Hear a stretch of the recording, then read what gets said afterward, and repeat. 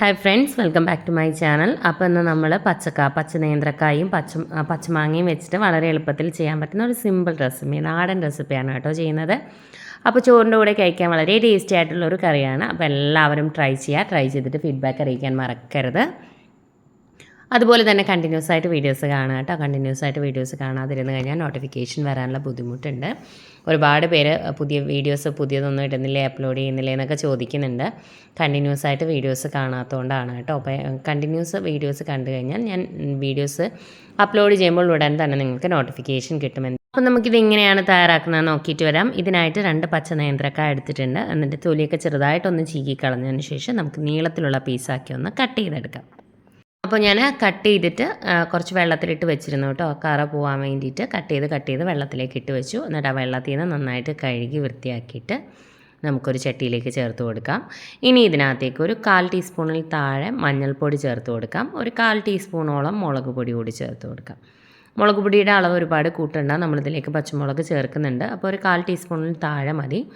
ഇനി ആവശ്യത്തിന് ഉപ്പ് കൂടി ചേർത്ത് കൊടുക്കാം. അത്യാവശ്യം നീളത്തിലുള്ള പീസാക്കി കട്ട് ചെയ്തെടുക്കണം കേട്ടോ. ആവശ്യത്തിന് ഉപ്പ് ചേർത്തിട്ടുണ്ട്. ഇനി ഇത് വേവാൻ ആവശ്യത്തിനുള്ള വെള്ളം കൂടി ഒഴിച്ചതിന് ശേഷം നമുക്കിതൊന്ന് അടച്ച് വെച്ച് വേവിച്ചെടുക്കണം. ഒരുപാട് വെന്തുടയരുത്, എന്നാൽ നന്നായി വേവുകയും വേണം, ആ ഒരു പരുവം. അപ്പോൾ ആവശ്യത്തിന് വെള്ളം ഒഴിച്ചു കൊടുത്തു, നന്നായിട്ടൊന്ന് ഇളക്കി യോജിപ്പിച്ച് കൊടുക്കാം. ഇനി ഫ്ലെയിം ഒന്ന് കൂട്ടി വെച്ചോളൂ, കുറച്ച് ഹൈ ഫ്ലെയിമിൽ തന്നെ വെച്ചോളൂ. എന്നിട്ട് അടച്ച് വെച്ച് കൊടുത്താൽ മതി. ആദ്യം നന്നായിട്ടൊന്ന് തിളക്കട്ടെ, അതുവരെ നമുക്ക് വെയിറ്റ് ചെയ്യാം. അപ്പോൾ ഇതിലേക്ക് ഇനി നമുക്ക് പച്ചമുളക് ചേർക്കേണ്ടതുണ്ട്. ഞാനിപ്പോൾ പച്ചമുളക് ചേർക്കുന്നില്ല, പിന്നീട് ചേർത്ത് കൊടുക്കുകയാണ്. ആദ്യം ഇതൊന്ന് തിളച്ച് വരട്ടെ, അതിനുശേഷം നമുക്ക് പച്ചമുളക് ചേർത്ത് കൊടുക്കാം. പച്ചമുളക് ചേർക്കുമ്പോൾ നമ്മളുടെ എരിവിനനുസരിച്ച് മാത്രം ചേർത്ത് കൊടുക്കാം. ഓൾറെഡി നമ്മൾ കുറച്ച് മുളക് പൊടി ഇട്ടിട്ടുണ്ട്. അപ്പോൾ ഒരു 2-3 പച്ചമുളക് നിങ്ങളുടെ എരിവിനനുസരിച്ച് മാത്രം ചേർത്ത് കൊടുത്താൽ മതി. അപ്പോൾ ഞാനതൊരു അടപ്പ് കൊണ്ട് ഒന്ന് അടച്ച് വെച്ച് കൊടുക്കുകയാണ് കേട്ടോ. നന്നായിട്ടൊന്ന് തിളക്കട്ടെ, അതുവരെ നമുക്ക് വെയിറ്റ് ചെയ്യാം. കായ ആയതുകൊണ്ട് തന്നെ പെട്ടെന്ന് തന്നെ വെന്ത് കിട്ടും. അതുകൊണ്ട് ഒരുപാട് ടൈമൊന്നും എടുക്കില്ല, പെട്ടെന്ന് ഉണ്ടാക്കിയെടുക്കാൻ പറ്റുന്ന റെസിപ്പിയാണ്. നമുക്ക് ഇടയ്ക്കൊന്ന് ഓപ്പൺ ചെയ്ത് കൊടുക്കണം കേട്ടോ. ഇടയ്ക്കൊന്ന് ഓപ്പൺ ചെയ്ത് ഒന്ന് ഇളക്കി കൊടുക്കാം. തിളച്ചിട്ടില്ല, തിളച്ച് വരുന്നേ ഉള്ളൂ. ഇനി ഇതിനകത്തേക്ക് ഒരു 2 പച്ചമുളകും ആവശ്യത്തിന് കറിവേപ്പിലയും കൂടി ഇട്ട് കൊടുക്കാം. 2-3 പച്ചമുളകാണ് നിങ്ങളുടെ എരിവിനനുസരിച്ച് ചേർത്ത് കൊടുക്കാം. ആവശ്യത്തിന് കറിവേപ്പില അതുകൂടി ചേർത്ത് കൊടുത്തിട്ട് ഒന്നുകൂടെ ഇളക്കി കൊടുത്തിട്ട് നമുക്ക് അടച്ച് വയ്ക്കാം. പച്ചനേന്ത്രക്കായ കൊണ്ടും പച്ചക്കായ കൊണ്ടുള്ള ഒരുപാട് റെസിപ്പീസ്, അതുപോലെ തന്നെ പച്ചമാങ്ങ വെച്ചിട്ടുള്ള ഒരുപാട് റെസിപ്പീസ് നമ്മൾ ചാനലിൽ ചെയ്തിട്ടുണ്ട്. കാണാത്തവർ അതെല്ലാം ഒന്ന് കണ്ടു നോക്കുക, പ്ലേലിസ്റ്റ് ഒന്ന് ചെക്ക് ചെയ്താൽ മതി കേട്ടോ. ഇതെല്ലാം നമ്മൾ സെപ്പറേറ്റ് ആയിട്ട് പച്ചക്കായ റെസിപ്പീസ് അല്ലെങ്കിൽ പച്ചനേന്ത്രക്കായ റെസിപ്പീസ് എന്ന് പറഞ്ഞിട്ട് സെപ്പറേറ്റ് ക്രിയേറ്റ് ചെയ്തിട്ടുണ്ടാവും. അതുപോലെ തന്നെ പച്ചമാങ്ങ റെസിപ്പീസ് എന്ന് പറഞ്ഞിട്ട് നമ്മൾ സെപ്പറേറ്റ് പ്ലേലിസ്റ്റ് ക്രിയേറ്റ് ചെയ്തിട്ടുണ്ട്. അതിൻ്റെ എല്ലാം ഉള്ളിൽ നമ്മൾ ഇതുവരെ ഇട്ടിരിക്കുന്ന എല്ലാ വീഡിയോസിൻ്റെയും ലിങ്ക്, പച്ചമാങ്ങ വെച്ചിട്ട് എന്തൊക്കെ വീഡിയോസ് ഇട്ടിട്ടുണ്ടോ അതിൻ്റെ എല്ലാം ലിങ്ക് ആ പച്ചമാങ്ങ റെസിപ്പീസിൻ്റെ പ്ലേലിസ്റ്റിലുണ്ടാവും കേട്ടോ. കാണാത്തവരതെല്ലാം ഒന്ന് കണ്ടു നോക്കുക, ട്രൈ ചെയ്ത് നോക്കുക. അപ്പോൾ ഇത് അത്യാവശ്യം നന്നായിട്ട് തിളച്ച് വന്നിട്ടുണ്ട്. അത്യാവശ്യം നന്നായിട്ടൊന്ന് തിളച്ച് കായ ഒന്ന് വെന്ത് തുടങ്ങുന്ന സ്റ്റേജിൽ നമുക്കിതിനകത്തേക്ക് പച്ചമാങ്ങ ചേർത്ത് കൊടുക്കാം. അധികം പുളിയില്ലാത്ത മാങ്ങയാണെങ്കിൽ 1 മാങ്ങയൊക്കെ ചേർക്കാം, 1-1.5 ചേർത്ത് കൊടുക്കാം. അധികം പുളിയുള്ളതാണെങ്കിൽ മാങ്ങയുടെ പുളിക്കനുസരിച്ച് മാത്രം മാങ്ങ ചേർത്ത് കൊടുക്കുക. നിങ്ങളുടെ ടേസ്റ്റിനനുസരിച്ച് ചേർത്ത് കൊടുക്കുക കേട്ടോ. ഓവർ പുളിയായി കഴിഞ്ഞാലും ടേസ്റ്റ് ഉണ്ടാവില്ല, തീരെ പുളി ഇല്ലാതെയാണെങ്കിലും ടേസ്റ്റ് ഉണ്ടാവില്ല.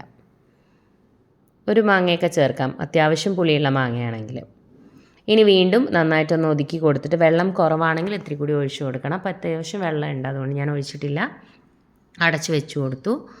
ഒരുപാട് ഉടയരുത്, അത് പ്രത്യേകം ശ്രദ്ധിച്ചോളൂ.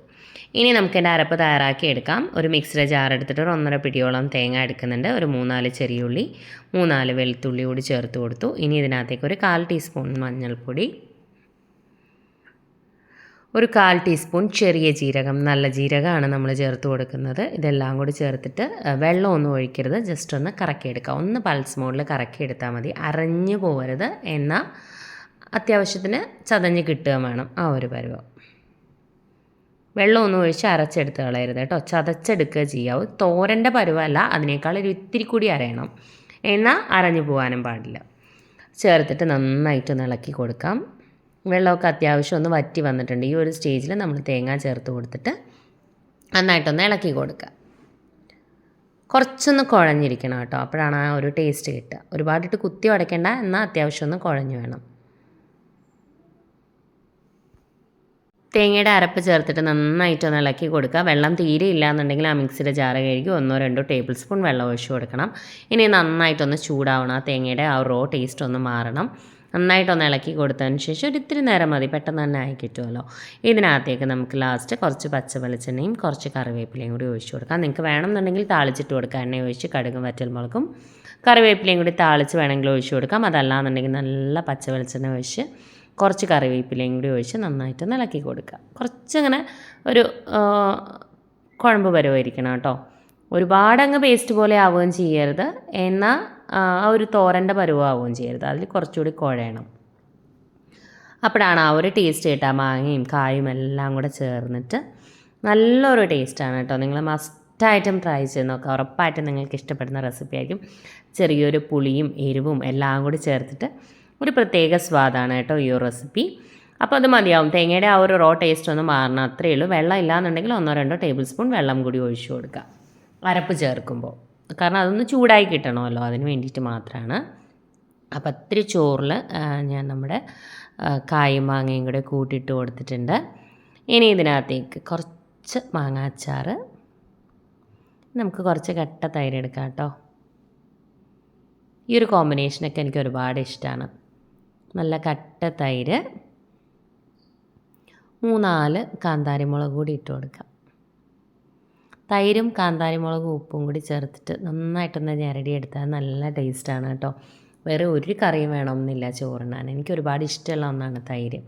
നല്ല കട്ട തൈരും കാന്താരിമുളകും ഉപ്പും എല്ലാം കൂടി ഇട്ട് ഞെരടിയിട്ട് ചോറ് കഴിക്കണം, നല്ല ടേസ്റ്റാണ്. അപ്പോൾ ഇത്രയേ ഉള്ളൂ, ഇന്നത്തെ നമ്മുടെ സിമ്പിൾ റെസിപ്പി ഇവിടെ തയ്യാറായിട്ടുണ്ട്. പച്ചമാങ്ങയൊക്കെ ഇപ്പോൾ എല്ലാവരുടെയും വീട്ടിലുള്ള സമയമാണല്ലോ.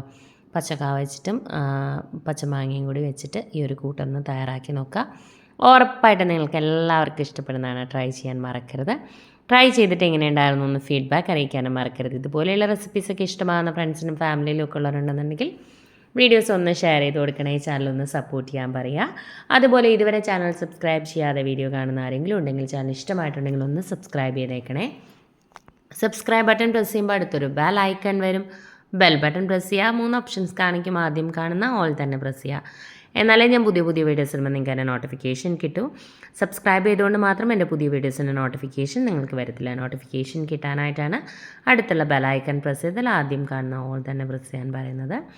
അപ്പോൾ പ്ലേലിസ്റ്റൊക്കെ ഒന്ന് ചെക്ക് ചെയ്ത് നോക്കുക, അതിലെ റെസിപ്പീസൊക്കെ ഒന്ന് ട്രൈ ചെയ്ത് നോക്കുക. ട്രൈ ചെയ്തിട്ട് ഫീഡ്ബാക്ക് അറിയിക്കണം. ഫ്രണ്ട്സിനും ഫാമിലിക്കും ഒക്കെ ഒന്ന് ഷെയർ ചെയ്ത് കൊടുക്കണം. അതുപോലെ തന്നെ എന്തെങ്കിലും സജഷൻസ് ഒക്കെ ഉണ്ടെന്നുണ്ടെങ്കിൽ കമൻറ്റ് ബോക്സിൽ കമൻറ്റ് ചെയ്യാൻ മറക്കരുത്. ഡൗട്ട്സ് ഒക്കെ ഉണ്ടെന്നുണ്ടെങ്കിൽ കമൻറ്റ് ബോക്സിൽ കമൻറ്റ് ചെയ്താൽ മതി. അപ്പോൾ thank you friends, thanks for watching.